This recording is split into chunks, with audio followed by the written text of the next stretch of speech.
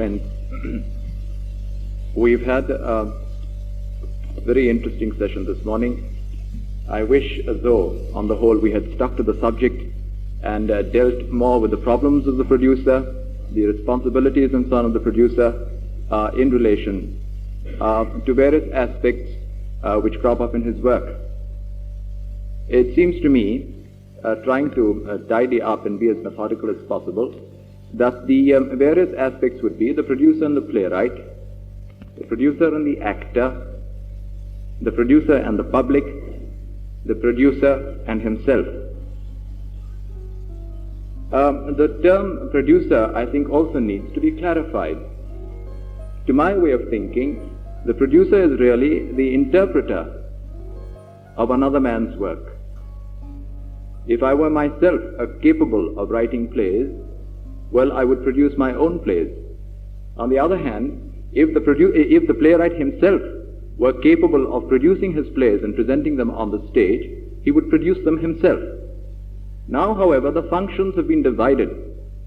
There's a man who writes the play, and there's a producer who comes forward and produces it. The point is, how far does the territory of one extend and the other begin? In my very humble opinion, I think that the job of the producer is to interpret the play. I am, as far as I can see, the servant of the playwright. I have taken...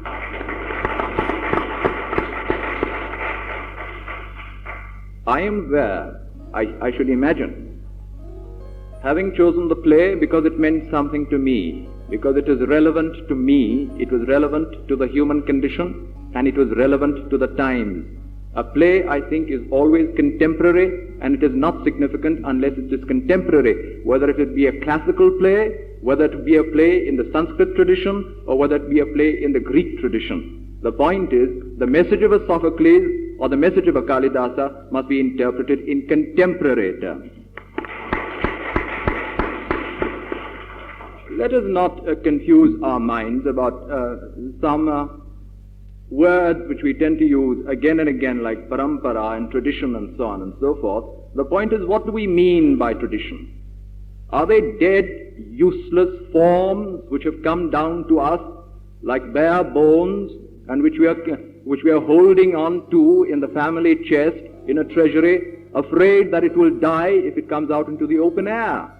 I think tradition is something that is not handed down from generation to generation, but which is recreated and rediscovered by each generation.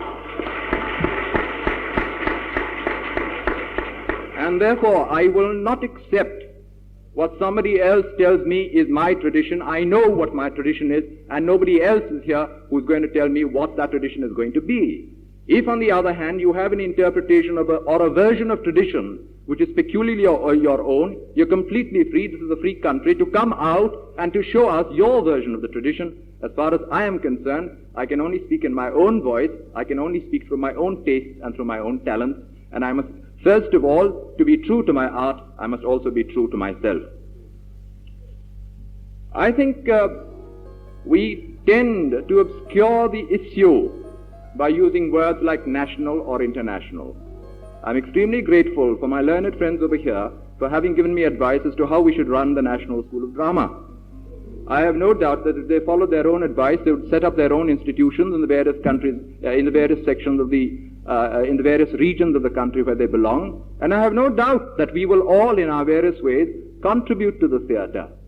But this peculiar notion that the National School of Drama does not do national plays is indeed so peculiar, when only last year we have done Dharamveer Bharati's Andha Yug, which began to establish Hindi drama as something to be glorified, something to be taken very seriously, and something to be taken with also a measure of responsibility, not only to the theatre itself, but also to the playwright.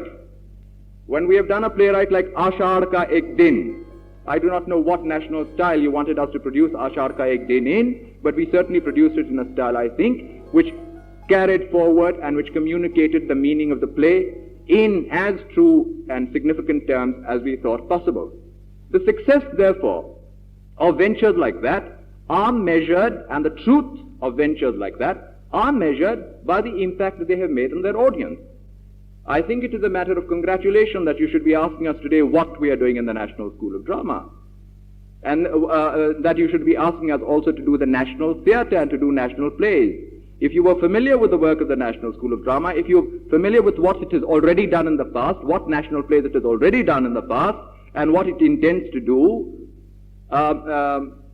very soon we shall be doing Adya Rangacharya's Suno Janmajai. It's the policy of the National School of Drama, first of all, to do the classical Indian plays in as authentic a tradition as possible, to do contemporary Indian plays in Hindi, written by writers in Hindi, to do contemporary Indian plays of all the regional languages translated into Hindi, to do plays also of international stature and significance which are relevant and significant to the theatre movement in our country.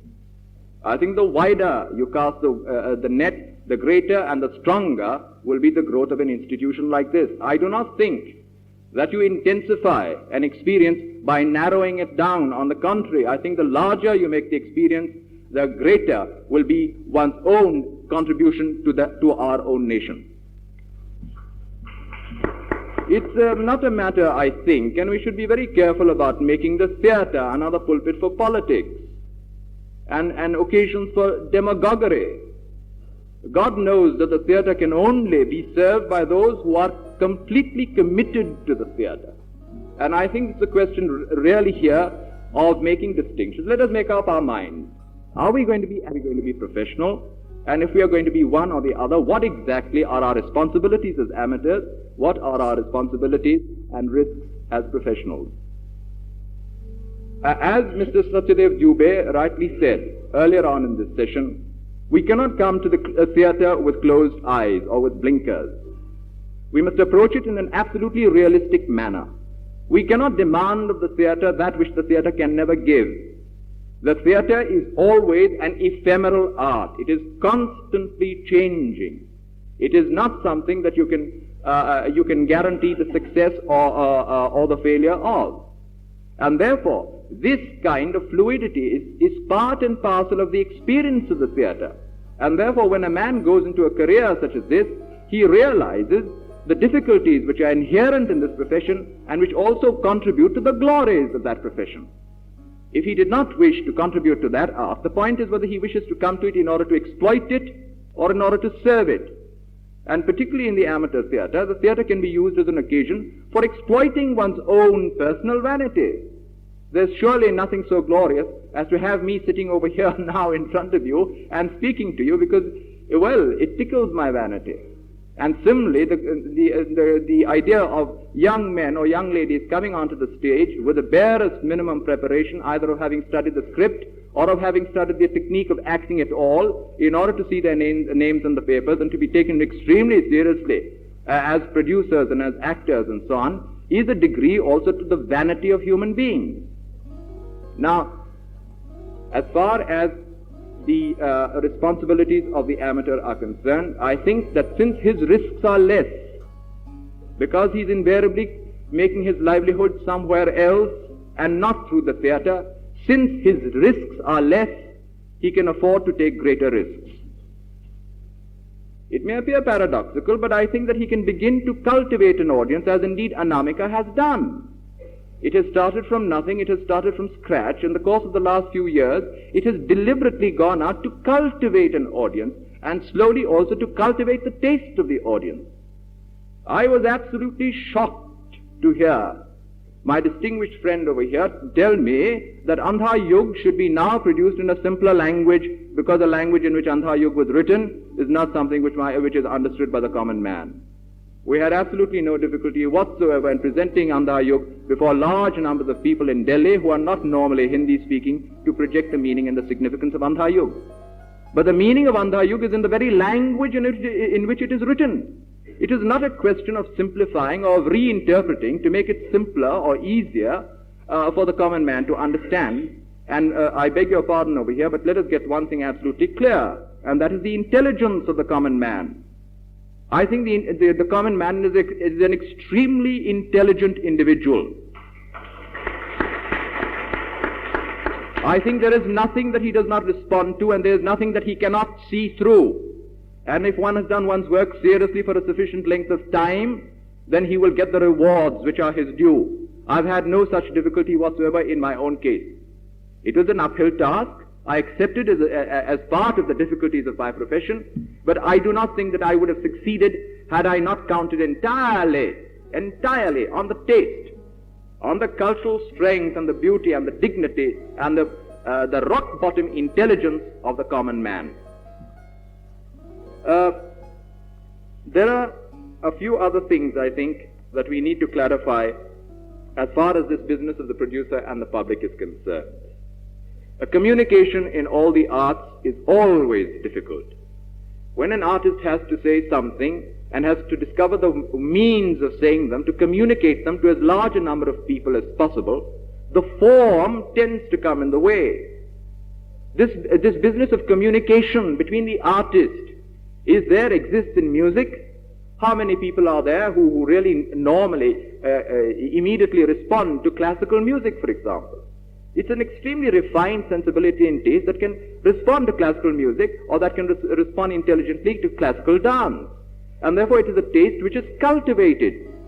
It is assiduously cultivated, as our friend Mr. Jalan said, quoting Eric Bentley, that when you go to a musical performance, you expect to have in the audience connoisseurs of music. When you go to a dance performance, you expect to have in the audience people who can distinguish between what great dance is and what bad dance is, and therefore pass their judgment as the public ultimately has to pass its judgment. But there's confusion of what kind of an experience is to be communicated through the theatre. Is there, not only, forgive my saying so, in the minds of the public, but also in the minds of the people who are on the stage. What precisely is a dramatic experience? What great truths do we want to communicate to the audience, which has paid, mind you, and paid quite handsomely in order to find out what we have discovered? And therefore there must be a vision, there must be a purpose, there must be an integrity which can wholeheartedly come across from across the footlights onto the audience if there's going to be any significance in the theatre. Therefore the question of the producer himself, to my way of thinking, is the most important and the most significant question that needs to be asked. What precisely is the business of the producer? What is his relationship to art, and what is his relationship to life? And that relationship both to art and to life must always be in ultimate terms, where there is never any compromise. One cannot afford to compromise, because it's not a question, when you go halfway, you're going all the way to compromise. One can never afford to compromise even an inch. And there has been no occasion, I think, in my experience, when the public has not responded and risen to the demands that have been made of it. Therefore, the other questions, to my way of thinking, are subsidiary questions. Whether we have bad theatres or whether we have good theatres are not so very important, because the theatre can be created anywhere. Anamika may have not found a theatre to be able to communicate its ideas. It created its own theatre. It created its own form of theatre, the arena theatre, no matter where it had been done before and so on. But the feeling was there, the determination was there to communicate an experience, and the means was found to communicate it. So long as the urge is strong enough and determined enough, there is nothing to prevent one from expressing oneself.